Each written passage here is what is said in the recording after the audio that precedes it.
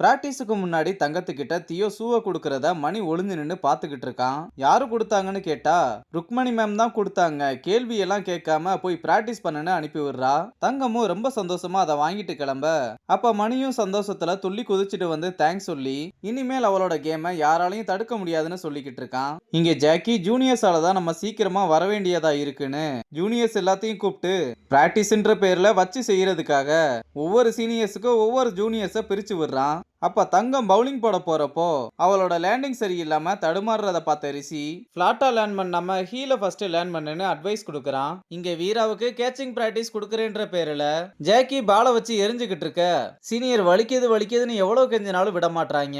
ஆனா இது எதுவுமே தெரியாம ருக்மணி, பரவாயில்ல பசங்க சேர்ந்து 2 வாரத்திலேயே எப்படி ஒன்னா சேர்ந்து பிராக்டிஸ் பண்றாங்க பாரு, ஸ்டூடெண்ட்ஸ் எல்லாமே ஓகே தான், ஆனா கேர்ள்ஸ் டீம் கோச்சோட ஆட்டிடியூட் கோச்சிங் எதுவுமே சரியில்லை, நமக்கு ஒரு நல்ல கோச் வேணும்னு ரங்கன் கிட்ட சொல்ல அதெல்லாம் சீக்கிரம் கண்டுபிடிச்சிருவோம் மேம்னு சொன்னா தேடிதான் கண்டுபிடிக்கணுமான்னு ரங்கனை கோச்சாக்க ஆசைப்படுறாங்க. ஆனா ரங்கனுக்கு கோச் ஆகிறதுல விருப்பம் இல்லாத மாதிரி தான் தெரியுது. இங்க தங்கம் ரிஷி கிட்ட நீ சொன்ன அட்வைஸ் ரொம்ப நல்லா ஒர்க் ஆச்சுன்னு தேங்க்ஸ் சொல்றா.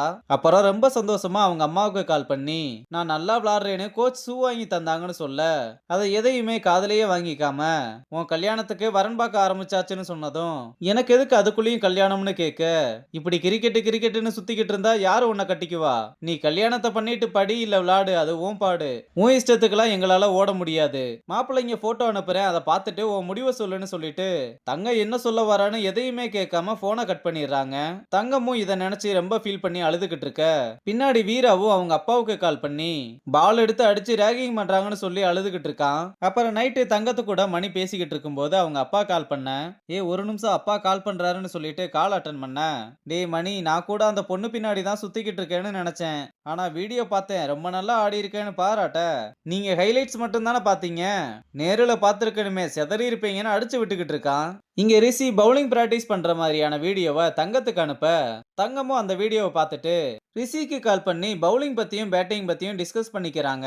இங்க ரங்கனோட பக்கத்து வீட்டுக்காரனுக்கு சாமியா சொன்ன அந்த பொண்ணு யாருன்னு தெரிஞ்சுக்க முடியாம முடிய பிச்சுக்கிட்டு இருக்கான். ரங்கன் கிட்டையும் எவ்வளவு கேட்டாலும் எதுவுமே சொல்ல மாட்டான். அப்ப உண்மையிலேயே உங்க லைஃப்ல பாஸ்ட்ல ஒரு பொண்ணு இருந்துச்சா இல்ல அந்த சாமியார் எதுவும் கதை கட்டி விட்டானான்னு யோசிக்க, அதை தெரிஞ்சு இப்ப நீ என்னடா பண்ண போறேன்னு கேட்டா, இல்ல நான் இதை விட மாட்டேன் கண்டுபிடிச்சே தீருவேன்னு சொல்லிட்டு போறதோட இந்த எபிசோட முடிச்சிருக்காங்க.